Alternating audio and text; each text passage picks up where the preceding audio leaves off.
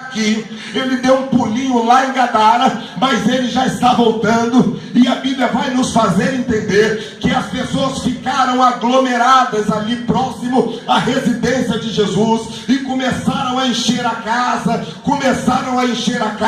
espalhou-se pela cidade, que Jesus em breve iria voltar para casa. Jesus quase não parava ali em Cafarnaum. Ele estava sempre andando pelas cidades, operando milagres, pregando a palavra, ministrando a palavra, mas naquela ocasião soube-se que Jesus iria para casa. A casa se encheu. A Bíblia vai nos dizer que nem perto da porta tinha lugar. A multidão era tamanha que todos queriam presenciar os sinais e as maravilhas que Jesus iria operar. Todos queriam estar presentes quando Jesus chegasse em casa. Agora a Bíblia vai nos dizer que Jesus chega em casa. Louvado seja o nome de Jesus. Quando Jesus chega, muda tudo. Antes de Jesus chegar, talvez a vida de algumas pessoas eram atribuladas, mas depois que Jesus chegou, a tribulação vai embora. Antes de Jesus chegar, a vida de algumas pessoas são tristes, mas depois que Jesus chega, ele traz a alegria. Antes de Jesus chegar, a vida de algumas pessoas são cheias de demônios, mas quando Jesus chega, ele traz libertação. E eu tenho uma boa notícia para os moradores desta comunidade: Jesus chegou neste lugar. Quando ele chega, ele muda o ambiente. Quando ele chega, ele transforma. Quando ele chega, ele opera um milagre. Quando ele chega, ele ministra a palavra. Quando ele chega, ele transforma vidas. Quando ele chega, ele alegra corações. Quando ele chega, ele abençoa. Quando ele chega, ele multiplica. Quando ele chega, ele opera um milagre. Então eu tenho certeza que hoje vai ter milagre aqui neste lugar. Eu tenho certeza que hoje vai ter transformação aqui neste lugar, porque Jesus chegou. Você já sentiu a presença de Jesus aqui nesta noite? Aleluia, bendito seja o nome do Senhor. A presença de Jesus é a principal causa de estarmos aqui. Quando aquelas pessoas vindo de todas as aldeias, cidades, vindos da Galileia, da Judéia, quando elas foram para Cafarnaum, elas foram movidas pelo menos por três coisas, por três elementos. Primeiro, a presença de Jesus. Segundo, para ouvir a ministração da palavra, porque Mateus vai nos dizer que Jesus ministrava a palavra, e já foi dito por Mateus lá desde o capítulo 5, que Jesus não falava como falavam os fariseus e escribas, mas ele falava como tendo autoridade. A palavra de Jesus era diferente, todos queriam ouvir Jesus falar. Então as pessoas que estavam ali em Cafarnaum estavam ali primeiro, porque Jesus iria estar presente ali. Segundo, porque Jesus iria ministrar a palavra. E terceiro, Lucas vai nos dizer que a virtude do Senhor era com ele. A virtude do Senhor era com Jesus. Jesus estava ali, mas a virtude do Espírito Santo estava na vida de Jesus. Interessante que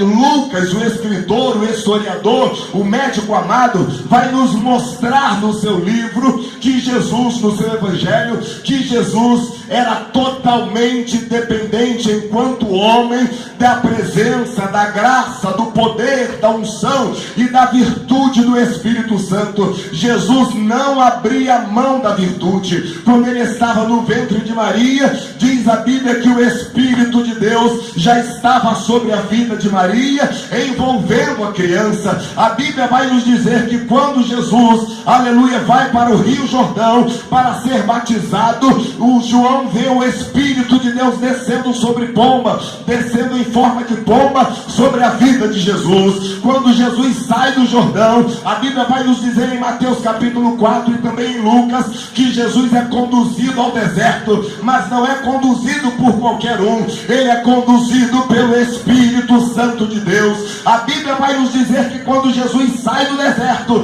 ele entra, aleluia, em Nazaré, a terra onde ele conviveu durante muitos anos. Mas quando chega em Nazaré, Jesus entra na sinagoga e lhe é dado o livro para ler, e ele lê Isaías capítulo 61 para toda aquela plateia que estava presente, e ele lê as seguintes palavras: o Espírito do Senhor Jeová está sobre mim, pois ele me ungiu, ele me ungiu, ele me ungiu para pregar, ele me ungiu para libertar, ele me ungiu para apregoar o ano aceitável do Senhor. O Espírito do Senhor, ele está sobre mim. A virtude do Espírito estava sobre Jesus.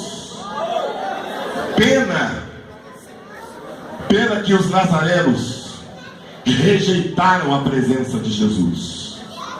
Perceberam que a virtude estava com ele, mas eles eram tão incrédulos que eles pediram para que Jesus se ausentasse de Nazaré. Já em Cafarnaum foi diferente. Quando eles perceberam que a virtude de Jesus, ou que Jesus estava cheio da virtude, eles invadiram literalmente a casa de Jesus, e a casa estava cheia. Se tem virtude, tem poder. Se tem virtude, tem unção. Se tem virtude, tem palavra. Se tem virtude, tem milagre. Se tem virtude, tem vitória. Se tem virtude, tem alegria. Se tem virtude, tem cura. Se tem virtude, tem glorificação ao nome do Senhor. Jesus estava em casa. Quando Jesus entra em Naim, a Bíblia diz que antes dele chegar era só morte e era só choro. Mas quando ele entra em Naim, a Bíblia vai dizer que o choro se transforma em alegria. A Bíblia vai dizer que a morte se transforma em vida. Quando Jesus entra em Betânia, era só choro e morte, mas antes de Jesus chegar. Mas quando Jesus chega, novamente o choro se transforma em alegria e a morte se transforma em vida. Quando Jesus entra na casa de Zaqueu, e foi lido aqui nessa noite, antes de Jesus entrar era perdição e corrupção, mas depois que Jesus entrou, foi alegria, paz, gozo no Espírito e salvação, porque Jesus falou: hoje entrou salvação neste lugar. E a salvação entrou porque Jesus entrou. Quando Jesus entra na vida de um homem, entra também a salvação. Quando Jesus entra na vida de um homem, entra também a alegria. Quando Jesus entra na vida de um homem, entra a prosperidade e as bênçãos de Deus para a sua vida. Eu já quero me antecipar e dizer para você, meu amigo, minha amiga, meu senhor, minha senhora, você que está ao alcance da nossa voz, Jesus quer entrar na sua vida, e ele entrando, ele vai te transformar, e ele entrando, ele vai te abençoar, e ele entrando, ele vai expulsar todas as coisas negativas da sua vida. E com Jesus vai entrar o Espírito Santo, com Jesus vai entrar a alegria, com Jesus vai entrar a salvação, com Jesus vai entrar o regozijo, com Jesus vai entrar a certeza de um nome escrito no livro da vida. Jesus chegou em casa. Que coisa maravilhosa! Isso me fez lembrar Apocalipse capítulo 3, versículo 20. Jesus falando assim para uma certa igreja: eis que estou à porta e bato. Se alguém ouvir a minha voz e abrir a porta, entrarei e com ele cearei, e ele comigo. Jesus quer entrar no teu coração. Jesus quer entrar na sua vida. Quando Jesus fala sobre cear, Jesus está falando de um costume judeu, que o judeu, para se alimentar com alguém, não é com qualquer um, tem que ser também pelo menos um judeu prosélito. Então cear significa ter intimidade.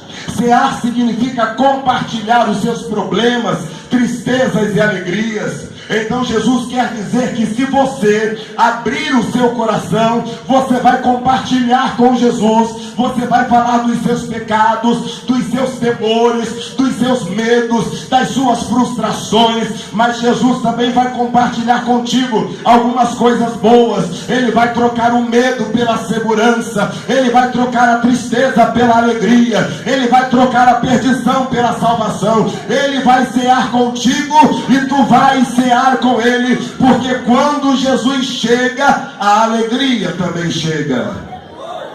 Jesus chega em Cafarnaum. A multidão na sua casa era muito grande, porque alguém falou: Jesus vai estar em casa. Mesmo depois que Jesus chegou, a informação continuou rondando na cidade. Mas agora a informação foi atualizada, mais ou menos igual a Band News FM, a cada 20 minutos tudo pode mudar. A primeira informação era: Jesus vai chegar em casa. De repente a informação mudou: Jesus já está em casa. Jesus já está em casa. E começou a se divulgar pela cidade: olha, Jesus está em casa, Jesus está em casa, Jesus está em casa. A informação já mudou. Primeiro, Jesus vai estar. A segunda informação: Jesus já está em casa. E preste atenção que essa informação vai evoluir mais um pouquinho daqui a pouco. E agora começa a se espalhar na cidade: Jesus está em casa. A Bíblia vai dizer que tinha um pobre moribundo, paralítico, desesperançado, frustrado, desanimado, que pensou: ah, quem me dera poder estar lá na casa de Jesus uma hora dessa. Ele com certeza iria sarar minha ferida, ele com certeza iria me curar dessa paralisia, e eu com certeza iria andar, mas eu não tenho ninguém que faça nada por mim. E a Bíblia vai nos apresentar 4 homens, 4 amigos que resolveram ajudar a este paralítico e disseram: olha, nós vamos te ajudar, nós vamos te conduzir até a presença de Jesus, nós vamos fazer o possível para te colocar lá diante dele. Depois que você estiver diante dele, aí é com você e ele, mas a nossa parte nós vamos fazer. Irmãos, a Bíblia vai nos dizer que aqueles 4 amigos fizeram de tudo, se esforçaram, pois naquela época não era tão fácil assim carregar um paralítico, mas eles estavam dispostos a levar aquele peso, eles estavam dispostos a andar léguas e léguas, quilômetros e quilômetros, eles estavam dispostos a ajudar o seu amigo. E a Bíblia vai nos dizer que quando eles chegam na porta da casa de Jesus, se deparam com a multidão. Não dá para entrar, é muita gente. Talvez no coração daquele paralítico ele tenha pensado: eu sabia que não ia dar certo. Para que vocês me trouxeram para cá? Para aumentar a minha frustração, para aumentar o meu sofrimento? Quantas vezes não é exatamente isso que acontece? Todos nós estamos aqui como a figura daqueles 4 homens. Estamos nos esforçando para levar as pessoas até Jesus. Estamos fazendo de tudo, estamos deixando o conforto do nosso lar, o conforto das nossas igrejas, para estarmos aqui em via pública, para conduzir as pessoas até Jesus. E para conduzir pessoas até Jesus, existe todo um desprendimento, existe toda uma logística. Tem que armar palanque, tem que desmontar isso, tem que armar lona, tem que ligar o som com todas as caixas. As irmãs da oração precisam estar sempre na cobertura de oração. Tem uma equipe que distribui panfleto, tem outra equipe que cola cartazes, tem outra equipe que dirige o culto, tem a banda que ensaia. Então é muita gente, é muito movimento para nós estarmos aqui nessa noite. Mas de uma coisa nós temos certeza: vale a pena conduzir alguém aos pés de Jesus, vale a pena conduzir o pecador aos pés de Jesus. Não há nada neste mundo que venha pagar, aleluia, essa alegria que nós sentimos quando entendemos que fizemos alguma coisa para conduzir alguém até a presença de Jesus. Não importa se você trouxe apenas uma cadeira e colocou-a em seu lugar, não importa se você carregou uma caixa de som, ou talvez somente o fio e plugou na caixa de som, não importa se você simplesmente trouxe um copo d'água para alguém que estava trabalhando. O importante é que nós precisamos conduzir as pessoas até Jesus. Agora estavam ali aqueles 5 homens, um deitado na cama e os 4 ao redor, pensando: o que é que nós vamos fazer? E talvez alguém falou assim: olha, já chegamos até aqui, para voltarmos com esse homem vai ser um outro esforço. Por que a gente não tenta mais um pouquinho? Por que a gente não força a barra? Vai que a gente consegue, vai que Jesus cura ele e a gente não precisa voltar carregando ele de novo. Já chegamos até aqui, vamos forçar um pouquinho? Vamos, mas o que a gente vai fazer? Pela porta não dá, pela janela não dá. E alguém olhou para cima e falou assim: olha, não dá pela porta, não dá pela janela, mas dá pelo telhado. Vamos colocá-lo lá em cima no telhado, vamos tirar as telhas, vamos descer a sua maca e vai dar certinho no centro da sala, onde Jesus está. Fizeram isto, escalaram o telhado da casa, tiraram a telha. E eu imagino que naquele momento em que eles destelharam aquela casa, a poeira da telha começou a cair nos fariseus, nos publicanos, nos escribas, e eles ficaram incomodados, porque tem sempre alguém que fica incomodado quando nós queremos conduzir pessoas a Jesus. Mas eles conseguiram descer, e o paralítico desceu até a presença de Jesus. E estando o paralítico no centro da sala, Jesus ministrando a palavra, parece que eu posso ver, parece que eu posso visualizar aquela cena. Parece que o culto de doutrina teve que dar uma parada para começar um culto de libertação e cura. Está todo mundo olhando, e agora o que o mestre vai dizer? E o mestre diz a coisa mais importante para aquele paralítico naquele momento: filho, tem bom ânimo, os teus pecados te são perdoados. Muitos às vezes conduzem outros até Jesus, e estes que são conduzidos pensam: eu vou entrar para a igreja para ver se a minha vida muda. Eu sou pobre, mas eu tenho visto na televisão que quem entrou para a igreja teve prosperidade, enriqueceu. Eu vou entrar para a igreja também. Tem alguns outros que entram para a igreja pensando: bem, eu tenho uma enfermidade, se Jesus me curar eu entro para a igreja. Ou ao contrário, eu vou entrar para a igreja para Jesus me curar.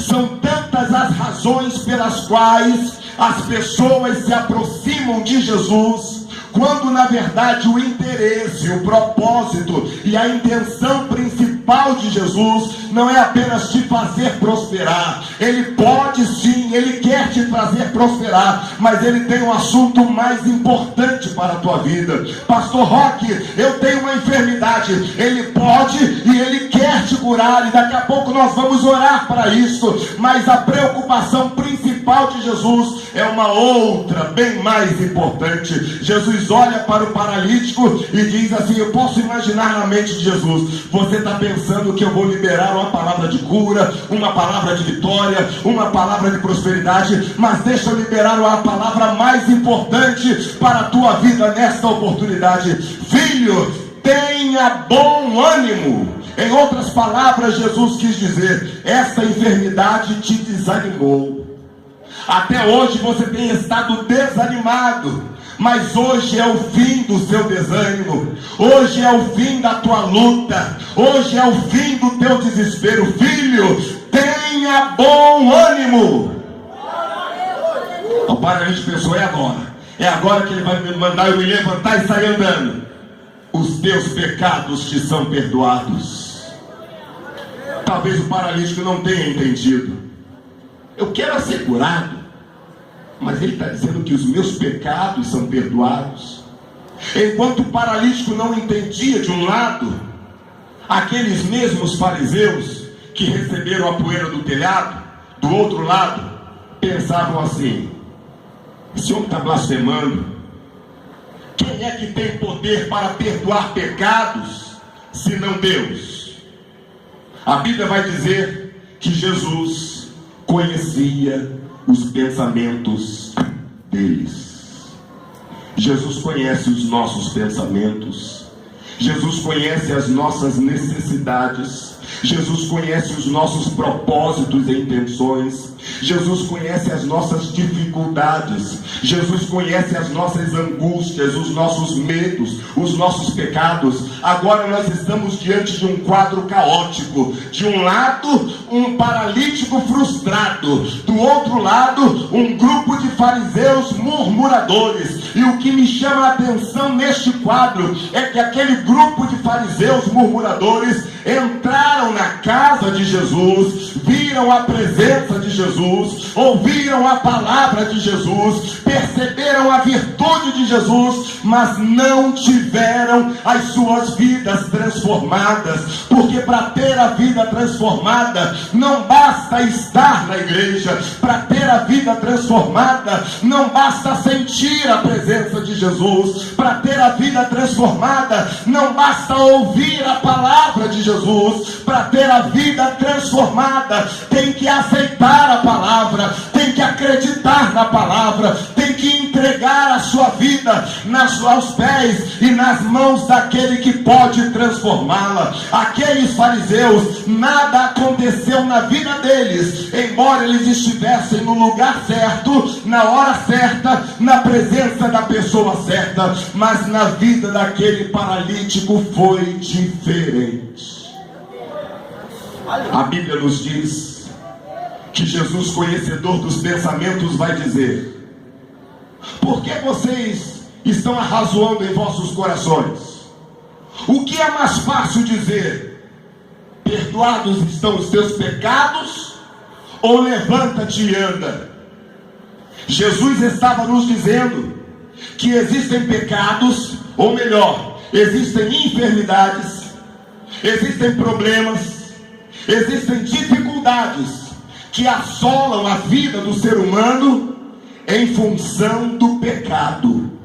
O homem que está distanciado de Deus, o homem que vira as costas para Deus, ele está sujeito a todas as vicissitudes desta vida. E talvez você que está ao alcance da minha voz não entenda por que as portas estão fechadas para você. Talvez seja por causa dos teus pecados. Talvez você não entenda por que nada dá certo na sua vida. Talvez seja por causa dos teus pecados. Talvez você não entenda por que você ainda não foi curado dessa enfermidade que nem os médicos sabem o que é. Talvez seja por causa dos seus pecados. Foi por isso que Jesus atacou o problema logo na raiz, na fonte, e disse para o paralítico. Então Jesus, depois de dialogar com os escribas e fariseus, a Bíblia nos diz que eles se voltam para o paralítico, e diz assim: os teus pecados estão perdoados, levanta, toma a tua cama e vai para a tua casa. A Bíblia diz que na mesma hora o paralítico se levanta. Mas antes, Jesus fala assim: para que vocês saibam que o Filho do Homem tem autoridade para perdoar pecados. Agora há pouco, Jesus teve poder e autoridade sobre a natureza ao mandar o mar se aquietar. Agora há pouco, Jesus teve autoridade sobre demônios para expulsá-los da vida de um jovem. Agora há pouco Jesus realizou curas e milagres, mas naquele momento ele estava dizendo para aqueles fariseus: olha, o Filho do Homem tem poder sobre a natureza, o Filho do Homem tem poder sobre demônios, o Filho do Homem tem poder sobre o corpo para curá-lo, mas também o Filho do Homem tem poder para perdoar pecados, porque ele é conhecedor dos corações. Então, se Jesus conhece os corações, deixe-me te adiantar uma coisa: Jesus só liberou uma palavra de perdão para aquele paralítico, porque ele sabia que aquele paralítico no seu coração estava arrependido dos seus pecados. Talvez não precisou ninguém dizer isso, talvez não precisou o paralítico se confessar para aquelas pessoas que estavam ali, mas o mesmo Jesus que conhecia o coração dos murmuradores também conhecia o coração do paralítico. Por isso que ele disse: para que vocês saibam que o Filho do Homem tem poder para perdoar pecados, disse ao paralítico: os teus pecados te são perdoados, levanta, toma a tua cama e vai para a tua casa. E aquele paralítico recebeu a bênção, a cura e a vitória e o perdão dos seus pecados. O culto começou como doutrina, depois terminou em cura e libertação, e agora parecia um louvorzão, porque a Bíblia diz que o paralítico se levantou, pegou a cama e saiu glorificando a Deus. Entrou pelo teto, saiu pela porta. Entrou humilhado, saiu exaltado. Entrou perdido, saiu salvo. Entrou pecador e saiu perdoado para a glória de Deus.